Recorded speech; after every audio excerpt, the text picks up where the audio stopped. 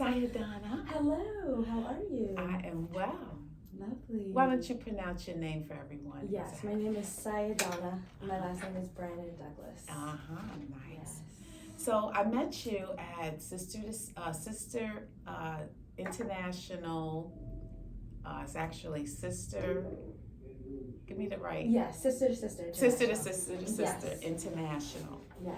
And what was a wonderful event. Mm-hmm. And your mom actually introduced you and Yes. spoke about your latest project, Mm-hmm. Eat My Words, when you did a Yes. documentary, and I believe it was in either Brooklyn or Yes. Queens. Yes. Very interesting. It took me back to Love Jones, Oh, the movie nice. Love Jones kind of Yes. feel. But it was so nice to just highlight people in their community, Mm-hmm. and this was a particular bookstore. Yes. So why don't you just kind of tell us about how that came about? Yes, so I am a documentary filmmaker, Uh-huh. and I love to tell stories that are like community centered and specifically having to do within the Black community.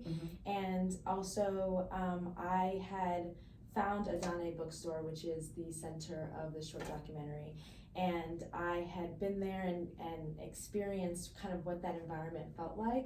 And the owner, she's only about 10 years older than me, and she is running this place. At that time it was completely on her own, and she was just an Africana Studies major, and then she was a teacher, and she just loved books and literacy and wanted to kind of create this safe space for people, especially with the gentrification that is happening in Bed-Stuy area, which is where she's located. And so I felt that vibe when I walked in. I liked that a lot of times bookstores are thought to be just kind of boring and stuffy, and she just had such a vibrancy to the place. And also that she held events there that kind of brought the community together. And so I was really drawn to that story, and so this is what I wanted to center in my short documentary. And so I'm really grateful that it was able to premiere at the Urban World Film Festival in 2025, and then also was an official selection of the Big Apple Film Festival. So, that's amazing. Thank You you. looked amazing in the pictures, by the way. I'm like, she is like red carpet ready already. I said, girl, look at you today. Just beautiful. Thank you. Beautiful. And that energy, I tell you, when I was listening to the introduction about you and meeting you and talking with you and watching the film, I felt all that energy. And I'm like, wow, I have got to talk to this young lady. So I'm grateful that you accepted this invitation. Yes, so tell me about that. What's with the energy? Like, where is that coming from? Wow, I haven't gotten that question before. Where does my energy come from? I mean, to your point in terms of why you're creating this series, I do think that I am living like the life that I want to live, and I'm grateful to my parents who kind of instilled in me very young that like I can do what I want to do in this life, and so I can create the life that I want to live, and if there's something that I don't like, I can do something about it. And so I think that having that mindset has really kind of helped me have energy for life, because when I have challenges, it's like, okay, this is temporary, and what can I do to kind of move through this? So yeah, I think that's probably where it comes from. Yeah. So okay. So let's talk about, you went to college, Stony Brook, right? Yes, You're a dual major. Yes. What year did you graduate? I graduated in 2019 with my bachelor's, and then I did an accelerated program, so I graduated 2020 with my master's. Okay, right. Yes. During COVID. Yes. So you did not have a ceremony in 2019. I did in 2019. Okay. Thankfully not in 2020. So, okay. Or thankfully that I had it in 2019. Because, that's right. Yeah, that's like undergrad is your biggest one. Yes. And so I was really glad that June 2019, I was able to walk across that stage and have that experience. Right. It made it so that in 2020, it didn't sting so bad. Yes, that's right. For the master's one. So but I really enjoyed my college experience. I love Stony Brook because it was close to home, but also far enough for me to dorm. It's on Long Island.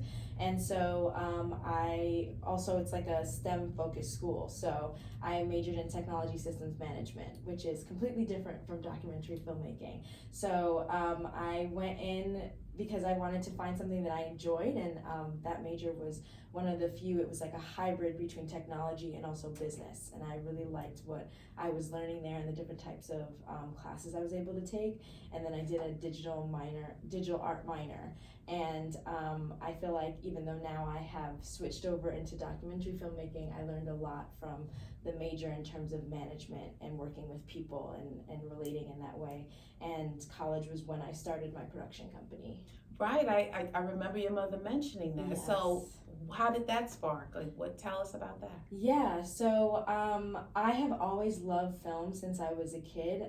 In fourth grade, the Jacob Burns Film Center, which is in Pleasantville, New York, came to my school and did a program where every Friday they would come in and teach us how to do stop motion animation. And so this was fourth grade, and it was an initiative that they were doing of trying to expose film to students who might otherwise not have any exposure. And that was my first exposure to filmmaking. And I really fell in love with it. And so from there, I begged my parents to let me go to their summer program every year. And it was like the highlight of my summer. And so I've always loved it, but I didn't know that I could actually have a career in it. So I don't know anybody else in my community who's a filmmaker.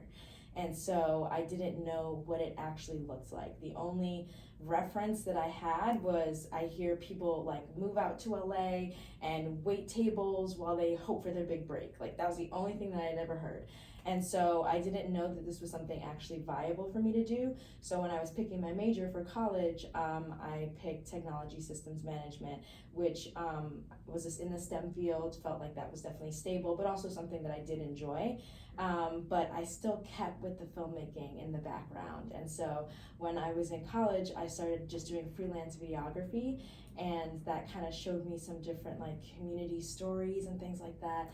And then definitely at the height of the Black Lives Matter movement, I wanted to kind of tell stories about Black-owned businesses and things like that in longer form. So yeah, that was kind of just, I was I just doing this on the side, just as a passion project. And then I showed myself through doing that for years that this is viable. So yeah.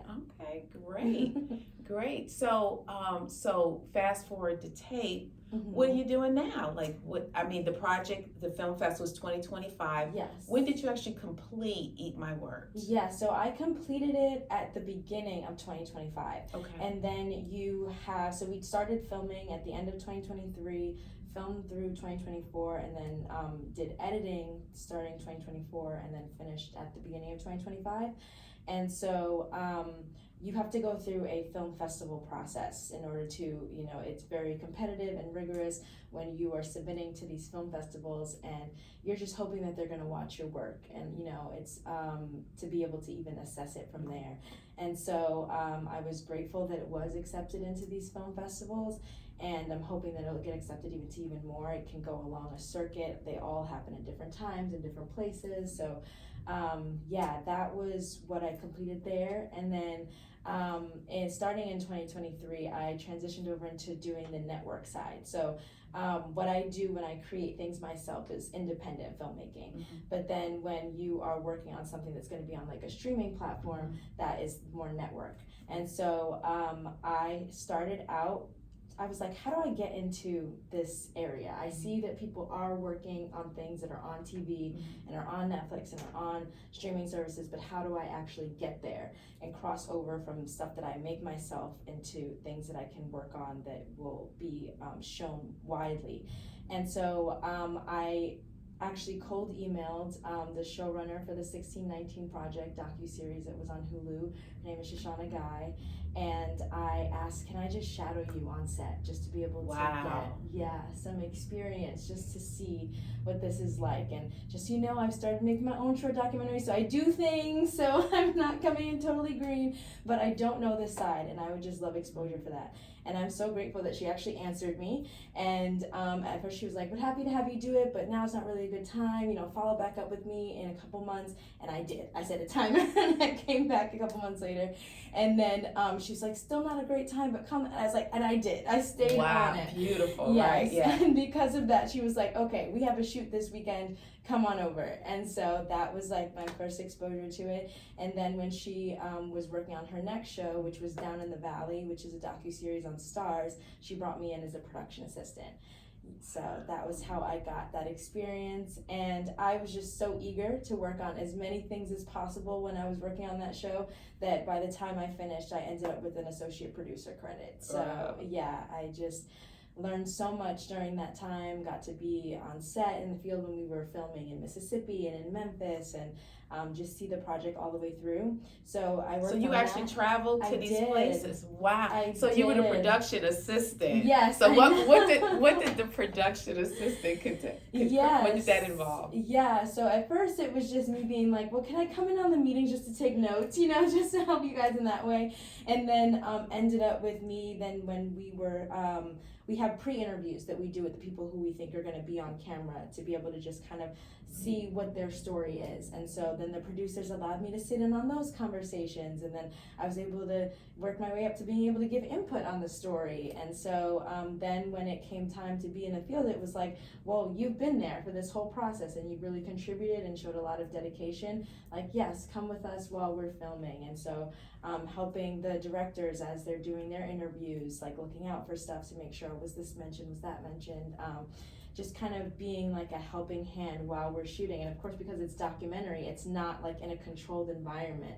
So like, for example, when we shot in Mississippi, we shot with this family that does trail rides. And so we're like on their acreage of farmland, and it's this really like lovely Black family, and the Smiths. And so we are like, I'm like helping connect with them and getting this experience that I otherwise never would have gotten. I had never been to Mississippi before. And so being able to see that like really beautiful portrait of that was lovely. So Wow. Oh no, you did Yes. far more than Yeah, going I and did. picking up coffee and donuts for Yes, everybody. absolutely. Yes, I was like, I want to be involved in it all. Show me as much as possible. So yeah, Wow. I love that. And then from there, I worked on a show called Somebody Feed Phil, which is a travel and food docuseries that one is international, where the host Phil travels all around the world to try the best foods, and that's on Netflix. So that's what I finished. I have to most check that recently. one out because I Yes. love to eat. Oh, yes. That's my dream job after I finish, retiring from my day job. Is Yeah. to just travel and eat. Yes, highly recommend. Yes. Yes, Phil definitely has the best job. But yeah, I worked as associate producer on that as well. And so yeah, and now I have a new show that I'll be working on. Working on now, and that I'm going to be starting actually next week. So I can't say at this point what it is, but I'm going to be associate producing for that too. So yeah. Oh, that's awesome. Thank you. Wow. Wow. Now, are these jobs that is experience, or is there compensation? Do you get paid? Yes. Oh, that's great. Okay. Yeah, absolutely. So once you are working on the network side, where you're working for a production company that is making these series and shows for streaming companies like Netflix, Stars, Hulu, all of these things, yes, you are a paid employee. So yeah, for Down in the Valley, for Somebody Feed Phil, and all the others that I work on network, those are paid. And the expenses Yes. of going to these places were all covered? Yes, they cover Oh my those. goodness. Wow. Oh, that's Yeah. amazing. Yes, Amazing. because you have to do that to do your job, so Okay, they yeah. like count that as Okay. being underneath that. Okay. Yeah. Wonderful. Yes. So like I said, you're working on a project now to Yes. be announced. Yes. So what do you do for fun, as you're doing all of this? I mean, it sounds like it's all fun, right? I know. I mean, I'm really grateful that this is my passion, that like Yeah. I really love doing this. And I am grateful to myself too, that even though I didn't see this as something that I could do full time for work when I was in college, that I still like stuck with it, and I kept going with it just for fun at that point, and was able to turn something that was just a hobby for me into something that now I can get paid for and I still enjoy. So yeah, I really do love this line of work, and I love filmmaking, I love storytelling. And I love documentary particularly because it allows you to educate while also entertaining people. And it's real stories, it's real things that are happening around us that, I love like the scripted ones when we are more familiar with movies that we see where there's a script and actors and things. I love those too, but I love that we have real life stories around us that we can capture. So yeah, I really love this. But even outside of this, what I do, I love hanging out with my friends. We love just doing like artsy stuff. We love going to like art galleries, to museums, out to eat. We love that. And yeah, I feel like staying active in my life, spending time with my family and friends is just kind of like what I love to do. That's awesome. So now when you were in college, because you said you didn't go to school per se for this, and because you didn't really know that there was that opportunity. Yeah. Because there are colleges you could go to. So when that was kind of evolving for you, I mean, you weren't having those conversations like with your guidance counselor, or did you not really know? Like what were you torn? Because I know you did STEM in the Sister to Sister, you know, program. I did. Yeah, so I was part of the Sister to Sister International STEAM program where they help to expose middle school and high school girls to careers in the STEAM field. And so a lot of times young Black girls are not like exposed to that and don't know that that's like a path that they can go for. And so I feel like with me, when I was deciding, I like had a lot of different interests, and so I did really enjoy like the technology side of things. And I also feel like with me being like 28, I grew up right when I was younger, I had no cell phones or no electronics, and I was out playing. But then by the time I got to middle school, we were on Facebook, and so I was like a part of that kind of like transition. And so yeah, I feel like tech has always been a part of my life because of that, and I had interest in that area. But I do feel like if I couldn't point to like, okay, this is what my life would look like if I was like went to film school, for example, which is very expensive, by the way, in terms of like, yes, usually to go to like a good film school, you're going to like NYU or USC out in California, and it is very, very expensive. And I felt like at that time I didn't know what a career in film actually looked like, and for me to be able to justify, I would have had to take out loans. Like, thankfully, going to a state school, I didn't have to do that, and so it just didn't seem like something that made sense or that I could wrap my head around at that time when making that decision. And even though I did end up working in film, I am glad I went to Stony Brook and that I studied tech and that I had those sorts of experiences. I feel like I loved my college experience for what it was. And so, yeah, I feel like it shows that there's more than one path to getting to success, that like you don't have to study exactly what it is that you want to do long term. It's like finding out how can you find transferable skills out of whatever it is that you end up learning and studying, and then taking it from there. So, that makes total sense. That makes total sense. I mean, you're a thinker. Wow, wow, there's a lot going on in that head from little girl. All right. That is just awesome. Oh my God, you're just such a breath of fresh air. Thank you. Oh my God, I know your parents are so proud. They are. Yes. Thank you. Yeah. So as you are closing up the 20s, what does the 30s look like? What if you had your preference there? Yeah. I feel like 30s for me looks like continuing to just expand my life. Like having new experiences. I say for me, in terms of when I look at stuff that I even like to spend my money on, like I'm way more of an experienced person than a materialistic person. I love to travel. I went to South America for the first time last year. I visited Colombia and I visited Peru. And so I would just love to like keep traveling, keep seeing the world.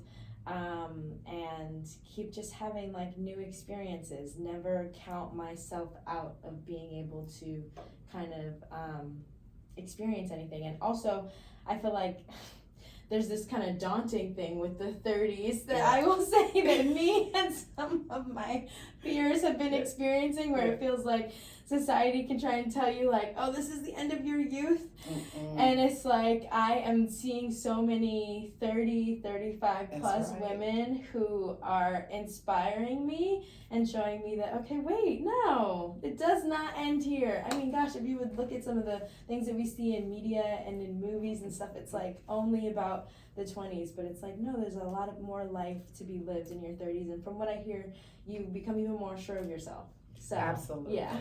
Absolutely. If I could redo it again, I would do some things different, but I did enjoy my ride. Oh, that is just amazing. Well, Sayidana, I am so thankful and just so grateful to meet you, and I'm excited about the new project. Yes. I will be keeping in tune with what you're doing. Thank I'm going to be you. highlighting you and your business on our web page. So Amazing. we are Thank we're going to get you out. Everybody in Ulster County and Dutchess County and far beyond are going to know Sayidana Brannan-Douglas. Thank you. I appreciate that. Thank you so much. I love this conversation. I love that you're doing this series, and I'm really grateful to be a part of it. Oh, thank you. Yeah. All right. For sure. Well, you have a wonderful day. Thank you.